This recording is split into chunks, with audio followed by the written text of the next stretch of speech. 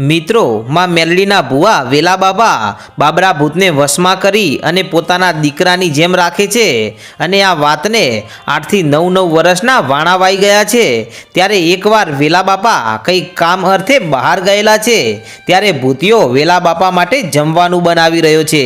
ત્યારે ઘરમાં આજે ચૂલો સળગાવવા માટે લાકડા નથી એટલે ભૂતિયો ગુસ્સામાં આવી ગયો અને પોતે પોતાના 2 પગ ચૂલામાં નાખી અને પોતાના પગને સળગાવી અને રાંધી રહ્યો છે।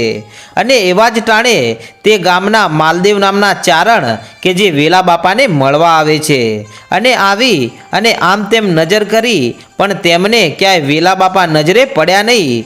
એટલે એમને એમ થયું કે લાય આ વેલા બાપા તો હાજર નથી પણ એમની માતા મેલડીના દર્શન કરતો જાઉં।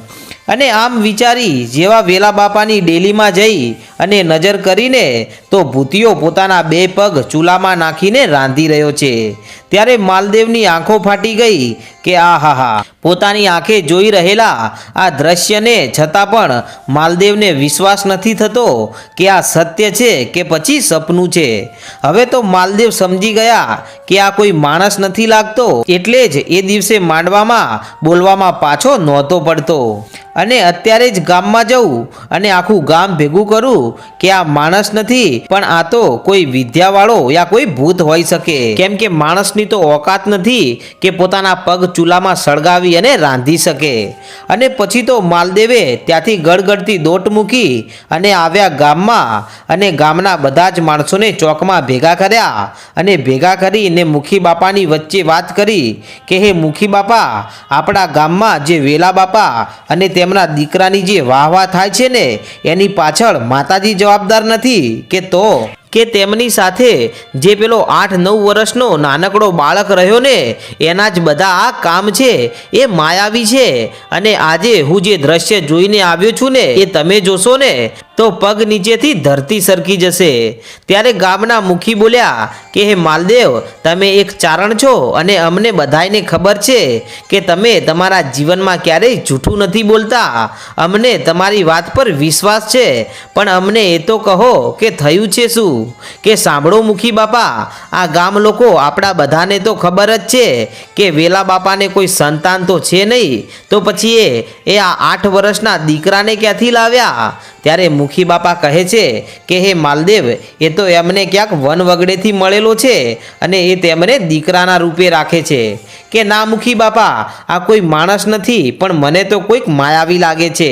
કે માલદેવ, પણ એ તમે શેના આધાર ઉપર કહી શકો કે ગામના પંચને તો પુરાવા જોઈએ? ત્યારે માલદેવ કહે છે કે બાપા, હું વેલા બાપાને મળવા એમના ઘરે ગયો હતો અને મને ત્યાં વેલા બાપા તો ના મળ્યા પણ તેમનો 8 વર્ષનો દીકરો રહ્યો ને એ જમવાનું બનાવી રહ્યો હતો અને તેના બંને પગ ચૂલામાં હતા અને પોતાના પગ સળગાવીને રાંધી રહ્યો હતો।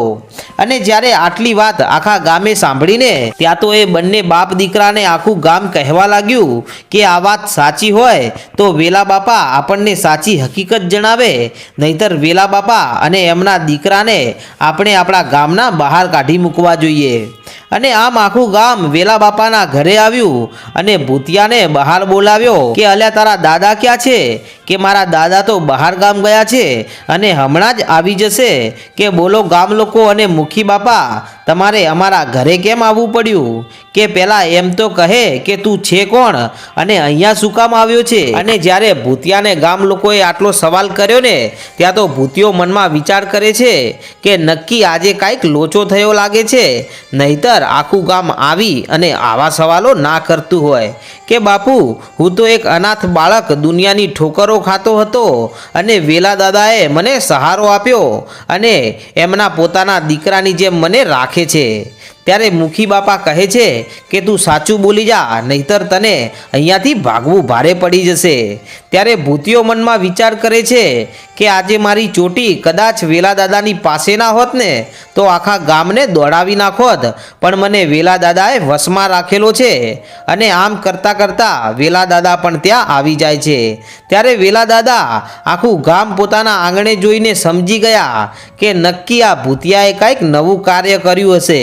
અને પછી વેલા બાપા આવીને કહે છે કે આવો મારા ભાઈઓ, અને આમ અચાનક મારા આંગણે ત્યારે ગામના મુખી કહે છે કે હે વેલા બાપા, આ તમારી સાથે જે 8 થી 10 વર્ષનો બાળક રહ્યો એ કોણ છે?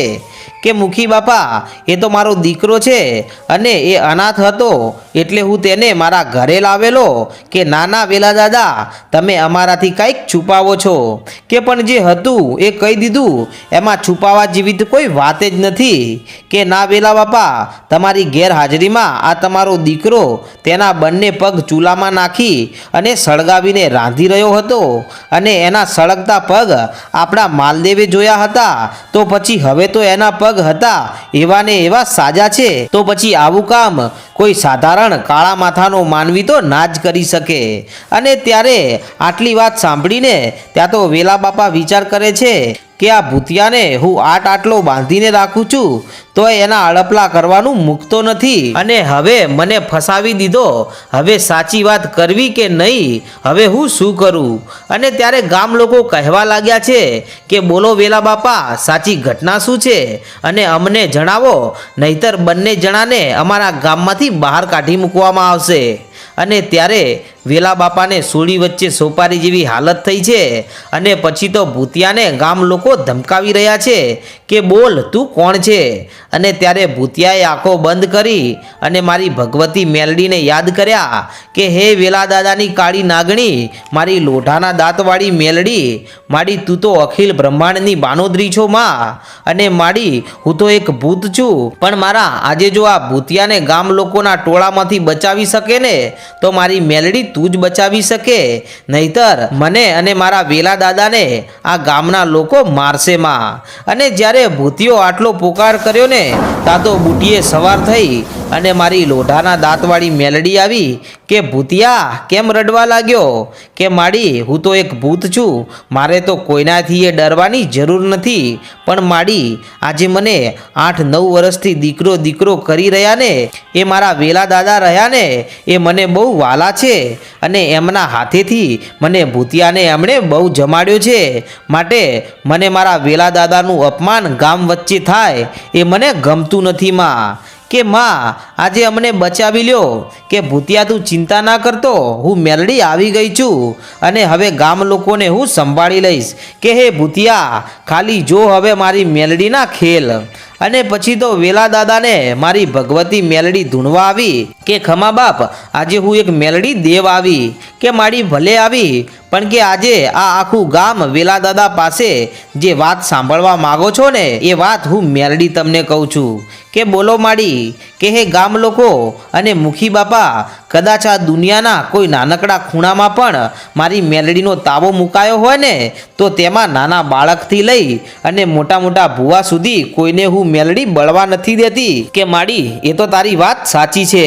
તો કે મારી મેલડીનું નામ લઈ અને અહીંયા આગ લગાવો અને મારું નામ લઈ અને ખાલી મારા ભૂવા જ નહીં પણ ગામના કોઈ પણ માણસને એ આગમાં બેસાડો અને જો એના એક વાળને પણ જો બળવા દઉં ને એ તો હું લોઢાના દાંતવાળી મેલડી ના કહેવાઉં. કે મુખી બાપા, આ વેલા દાદાના દીકરાની સાથે હું મેલડી જ છું અને એકવાર જો મારા મેલડીના જે બની જાય ને તો પછી આગને પણ બળવા ના દઉં એવી હું મેલડી છું. અને પછી તો આખું ગામ એ વેલા બાપાની મેલડીની જય બોલાવે છે. અને ત્યારે ભૂતિયો કહે છે કે હે મારી મેલડી, ખરેખર ગામ હોય ને ગામ એ હાથીનો પગ કહેવાય અને એને સમજાવવું એ જેવા તેવાનું કામ નથી. પણ એ તો મારી ભગવતી મેલડી, આવા કામ તો તું જ કરી શકે માં. અને પછી આખું ગામ તો પોતે શાંત થઈને ઘરે ચાલ્યું ગયું. પણ ભૂતિયો અને વેલા બાપા બંને પોતાના ઘરના આંગણામાં ઊભા છે.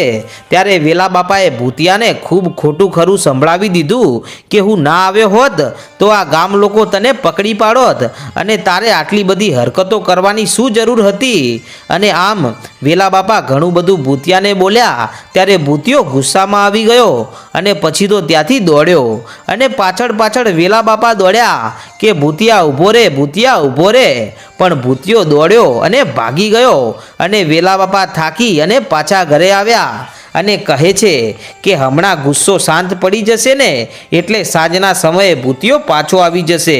આમ કરતાં કરતાં સાંજ થવા આવી પણ ભૂતિયો ઘરે આવ્યો નથી, એટલે વેલા બાપાએ જમવાનું તો બનાવ્યું છે પણ તેમના દીકરા ભૂતિયા વિના એકલા જમવા બેસવું ગમતું નથી અને ભૂતિયાને ખૂબ જ યાદ કરી રહ્યા છે, કેમ કે આજે ઘરમાં કોઈ દાદા કહેવાવાળું નથી અને આમ કરતાં કરતાં મોડી રાત થવા આવી પણ ભૂતિયો ના આવ્યો, એટલે વેલા બાપા પોતે પણ કાંઈ ખાધું નથી અને ભૂતિયાની યાદમાં ભૂખ્યા ને ભૂખ્યા સૂઈ જાય છે અને આમ કરતાં કરતાં 1 દિવસ 2 દિવસ 3 દિવસ એમ કરતાં કરતાં 6 દિવસ થયા પણ ભૂતિયો પાછો આવ્યો નહીં, એટલે વેલા બાપા ભૂતિયા વગર અધૂરા બની ગયા છે।